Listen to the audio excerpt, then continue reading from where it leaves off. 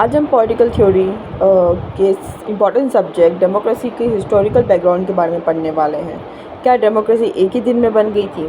नहीं, डेमोक्रेसी का डेवलपमेंट होने में सालों का समय लगा। इसके पीछे political struggle, social changes, economic development और रिवॉल्यूशन का बहुत बड़ा रोल था। इसलिए डेमोक्रेसी को कैरेक्टरिस्टिक इंस्टीट्यूट ऑफ मॉनिटरी कहा जाता है। मतलब डेमोक्रेसी मॉडर्न युग के सबसे इंपॉर्टेंट पॉलिटिकल इंस्टीट्यूशंस है। Democracy in Britain. Modern democracy का डेवलपमेंट सबसे पहले ब्रिटेन में देखने को मिलता है।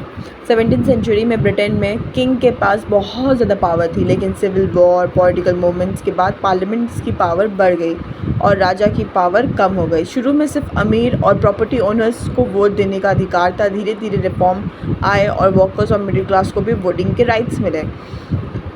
आखिरकार 1928 में मेन और वुमेन दोनों को इक्वल वोटिंग राइट मिल गई। Democracy in France. अब बात करते हैं कि फ्रांस की 1789 की फ्रांस रेवोल्यूशन डेमोक्रेसी की इतिहास की सबसे बड़ी घटना थी। इस रेवोल्यूशन ने दुनिया को 3 इम्पॉर्टेंट आइडियाज़ दिए: लिबर्टी, इक्वालिटी, फर्टिनिटी मतलब भाईचारा। फ्रेंच रिवॉल्यूशन ने बताया कि गवर्नमेंट की पावर लोगों से आनी चाहिए, ना कि राजा से। बाद में वोटिंग राइट्स धीरे धीरे सभी नागरिकों तक पहुंच गया। डेमोक्रेसी इन अमेरिका में डेमोक्रेसी का डेवलपमेंट 1776 की अमेरिकन रिवॉल्यूशन के बाद हुआ। डिक्लेरेशन ऑफ इंडिपेंडेंस ने कहा कि सभी लोग जन्म से इक्वल हैं और उनके पास कुछ नेचुरल राइट्स होते हैं, जैसे लाइफ, लिबर्टी, हैप्पीनेस। बाद में स्लेवरी ख़त्म हुई और वुमेन्स को भी वोटिंग राइट्स मिले। इसी तरह अमेरिका की डेमोक्रेसी और अधिक इंक्लूसिव बनी। Role of political thinker. Democracy के डेवलपमेंट में कुछ महान थिंकर्स का भी योगदान था, जैसे जॉन लॉक, जिन्होंने नेचुरल राइट्स और लिमिटेड गवर्नमेंट का आइडिया दिया।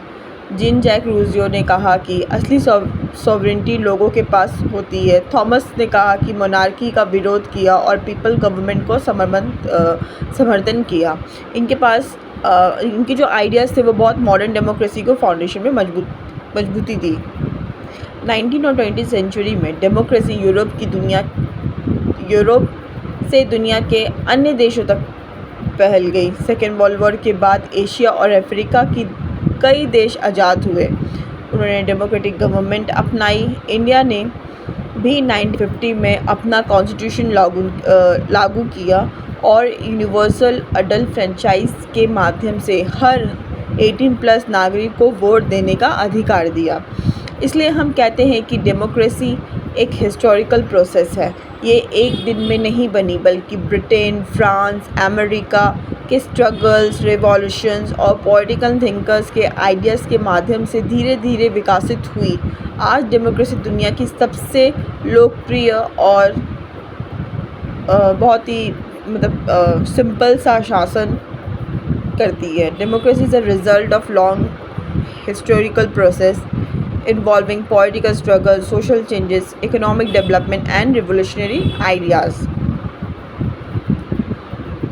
आई होप ये वीडियो आपके लिए हेल्पफुल होगा और कोई भी प्रॉब्लम होने से कमेंट बॉक्स पे कमेंट करिएगा और किसी जैसे आपको कोई और क्वेश्चन का आंसर चाहिए, उसका एक्सप्लेनेशन चाहिए तो कमेंट बॉक्स में ज़रूर बताइएगा। Thank you so much.